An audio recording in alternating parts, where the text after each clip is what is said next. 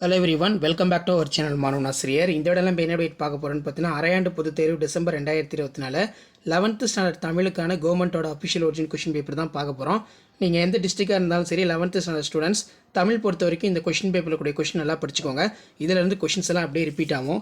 So total mark வந்து 90 mark, 1 mark வந்து 14 1 mark இருக்குது. இதில் இருக்கக்கூடிய குருவினா, சிறுவினா, நெடுவினா எதுவும் ஸ்கிப் பண்ணாதீங்க.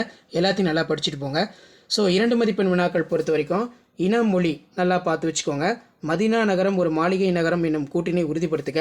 இங்கே 50 ஆண்டு வேம்பு கோடையில் கொட்டும் பூக்கள். எப்போது மருந்து தேவையில்லை என்று திருவள்ளுவர் கூறுகிறார். 5 வேளாண் மந்திரங்களை எழுது. தாமசீகம் என்றால் என்ன? இதிலே 1 மதிப்பெண் வினாக்கள் எல்லாமே இருக்குது. ஸோ அதுக்கு கீழே வில்வரத்தனம் பாடத்தான் வேண்டும் எவற்றை குறிப்பிடுகிறார். தமிழர்கள் புகழ்பழி ஆகியவற்றை எவ்வாறு ஏற்றதாக புறநானூறு கூறுகிறது. புகழுக்குரிய பண்புகளாக நீவிர் கருதுவன யாவை? வாய்க்காலின் சிறப்புகளாக குறிப்பிடுவது யாவை? ஸோ அதே மாதிரி வந்து பார்த்தீங்கன்னா, ஜீவாவின் பேச்சு நடை குறித்து சுந்தர ராமசாமி கூறுவன யாவை? பிரான்சிஸ்கோ ஓவியங்கள் கற்றோலி கோயில்கள் குறித்து நீவிர் அறிவன யாவை? மலை மனித வாழ்வில் சிறப்பிடம் பெற்றுள்ளது என்பதை எடுத்துக்காட்டுடன் விளக்குக. மதிப்பு கூட்டு பொருள் என்றால் என்ன? ஸோ இதில் பார்த்தீங்கன்னா, வேற்றுமை அணி, பிரிது மொழிதல் அணி நல்லா படித்து எழுதி பார்த்துக்கோங்க. இலக்கியம் நயம் பாராட்டுக கண்டிப்பாக கேட்பாங்க. பழமொழியினை வாழ்க்கை நிகழ்வோடு தொடர்படுத்தி எழுதுக. 5 வளையாது 50 வளையாது.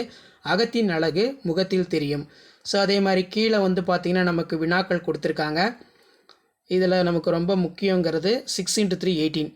இதில் நன்னூல் பாயிரம், பொதுப்பாயிரம், சிறுபாயிரம், செய்திகள். பாரதிதாசன் ஒரு புரட்சிக்கவி என்பதை உதரவிரன் பாத்திரம் வாயிலாக மெய்ப்பிக்க. இயற்கையோடு இணைந்து வாழ்வு நடத்திய தமிழர்களின் வாழ்வில் இருப்பிடங்களும் இயற்கையோடு இணைந்தே இருந்தன. மெய்க்கூற்றினை விளக்கு. கல்லும் கதை சொல்லும் என்னும் தொடர் தஞ்சை பெரிய கோயிலுக்கு பொருந்துவதை விளக்கி எழுதுக.